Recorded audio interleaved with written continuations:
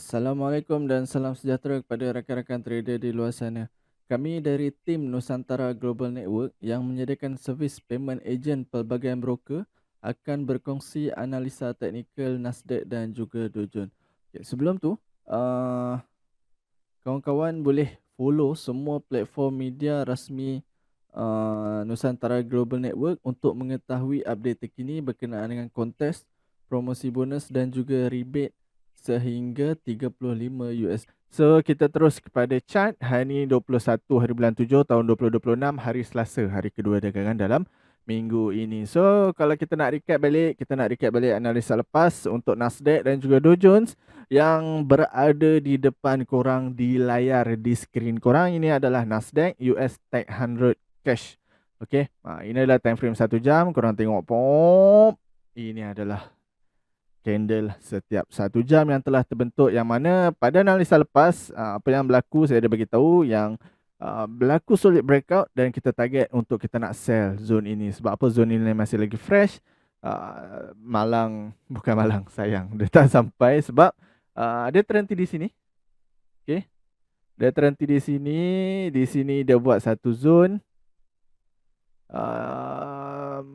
Came on membuat kejatuhan dan sekarang price sedang berada di bawah sini. Okey. So, bila ini yang kita nampak, apa yang perlu kita buat adalah yang pertama, kita tunggu di zone bawah sini. Sebab zone ini adalah zone yang baru, zone yang masih fresh. Kita target sini lah, sini. Jauh sangat. Okay. So, ada satu, okay, saya explain satu persatu.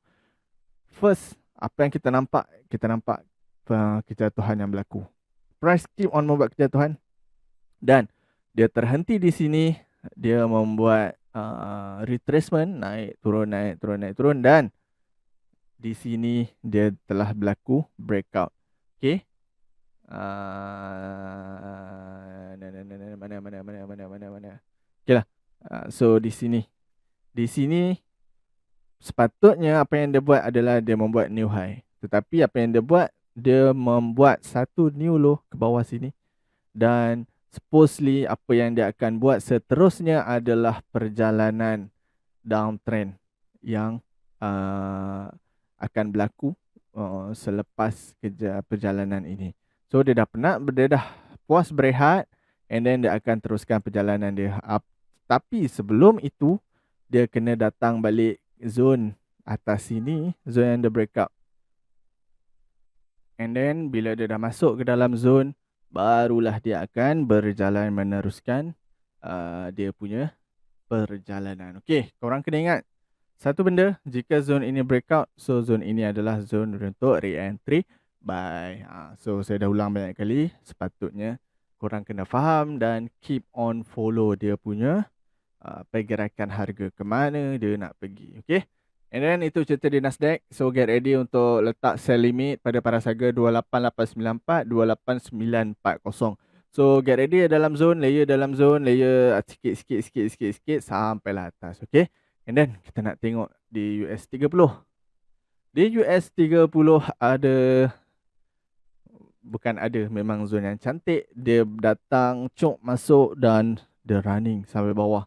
So kita terlepas di Nasdaq and then kita dapat di Dow Jones 52847 sampai sekarang 51921. So lebih kurang dalam 1000 pip kejatuhan yang berlaku.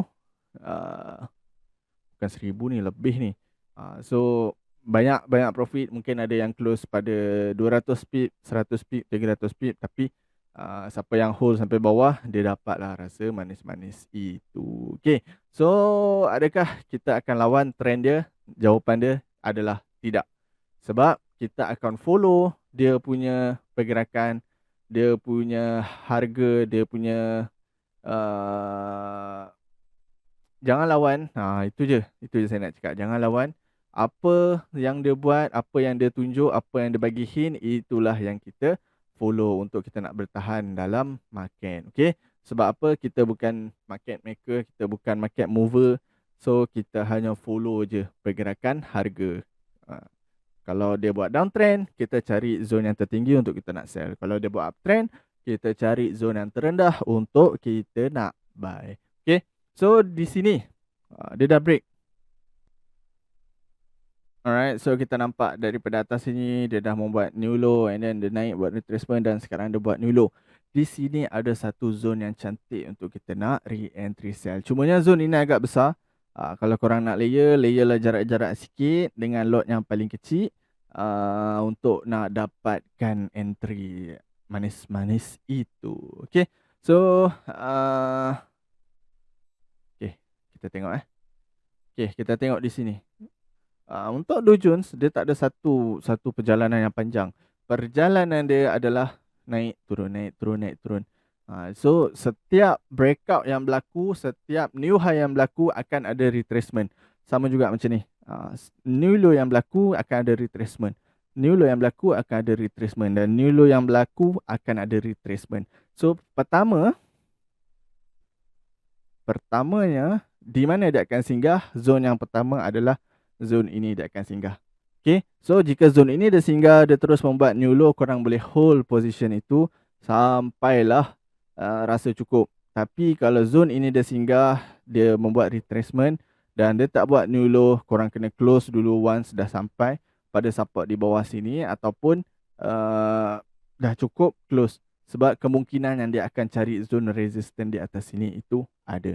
Okay, cumanya dia akan singgah satu persatu, dia akan singgah sini and then dia akan singgah lagi destinasi ataupun hentian yang seterusnya. Okay, get ready dalam zone ini pada paras harga 52027, 52085. So get ready dalam zone ini. Kalau korang dah running profit, korang boleh set BE ataupun kena keep on monitor di time frame yang lebih kecil, sama ada di M1 ataupun M5 untuk nak tengok adakah boleh hold ataupun tidak korang punya position itu. Okay, baik, saya kira itu saja untuk video kali ini. Kita akan jumpa lagi untuk next video. Get ready dalam zone.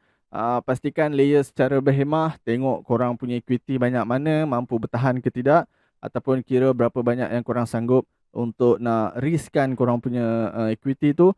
Depends on macam mana korang punya strategi ataupun korang punya planning. Okay, so kita jumpa lagi untuk next video. Assalamualaikum.